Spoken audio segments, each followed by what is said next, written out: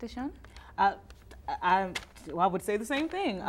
You know, for me, being a woman would, of course, be a personal gain for me. And like I said, being an African American, you know, is also one as well. So either way, you know, if it's between those two, I'm happy.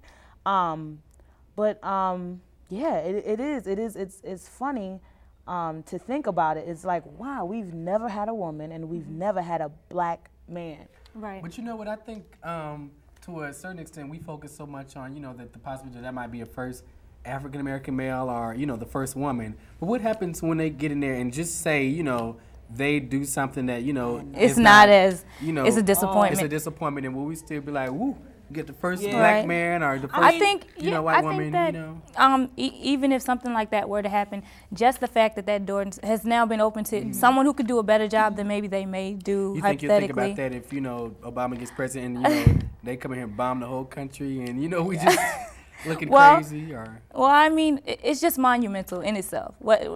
Despite from whatever they do when they get in office, the fact that the American people have come together and elected. But do you think that's all that black people and women, whether black or white, care about? The fact that, you know, it's a history-making thing. Do you think that's all they care about? And do you think the candidates are like, you know, thinking that's going to pull them, you know, the fact that they might be the first of, you know, their own kind? I honestly, I mean, I'm sure it's in their head, but I don't think that they're, you know, they're running their candidacy, you know, with just that in mind. I think, you know, like we said before, they both, as well as the others, have great chances in winning. You know, like, I don't think it's prevalent, but I'm sure that they are aware of it. I think, you know, historically, black people have been oppressed, and we're still being oppressed in various ways. So historically, I'm not sure if the people are going to come together, and I should say Caucasian people are going to come together and vote a black man into the presidency.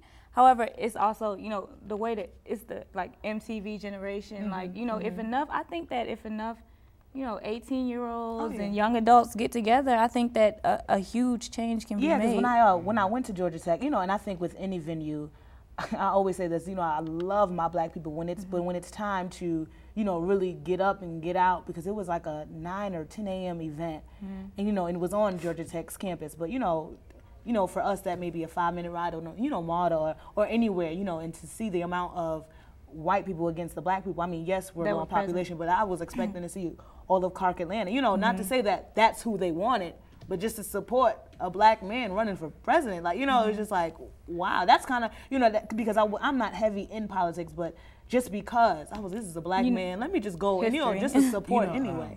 I often think about the fact that they heavily criticize Obama and Clinton, and actually none of the candidates went down to Gina 6 for, you know, the rally. Well, you know, like, of course, Obama, you know, he came out, you know, he's like, you know, he made a statement about the whole thing. You know, of course, you know, you can't be at two places at the same time. But, you know, he still showed, you know, had made a statement about his support. I guess, but a lot of black people, you know, were upset with that none of the candidates, Obama or Clinton, you know, were actually present down there. But to me, that's not important. They were actually down there, because just because you were down there, that's just, you know, just a video clip of, you know, you being down there, like, ooh, he was down there, which, you know, if you're not, you know, doing anything to help, you know, you just a face down there to say you were down there. So, I mean, but I wonder, like, I just feel like black people want so much, you know, from the candidates, like, you know, but we're straying away from, you know, the issues that really matter, you know, but you just getting upset because they weren't present, you know, they weren't physically present in June, Louisiana. I wasn't down there either. You can be mad at me. Well, I think that's just, it don't matter, you know. I still support, you know, the cause. But yeah, absolutely. I mean, but you do. You have to look at in a stance. You know, you weren't down there, okay, but, you know, as much as I love you, you know, who is Brian Isaac Marshall? You know, right now, when you're running for president, you know, you kind of want to see these faces. You know, if something is important to you and a good portion of your country, you know, to be, you kind of want to see people, you know, because if there was a ribbon cutting at something, you know, you kind of, it seems like you're more likely to see them at those occasions than but if the they things were, that really both matter scheduled to be someone else prior to, you know, the whole rally. Absolutely. And, you know, like, clearly with the people, you know, they're going to be upset because, you know, he left to go down there. You know, you just can't. Yeah, you're not going to win at either one time. way. You know, we ask. It just seemed like, you know, we might just be. You know, we want the most. We want. We're extra. Let me ask you guys. Do you think that Well, I think we can all agree that our reputation around the world is kind of in need of repair.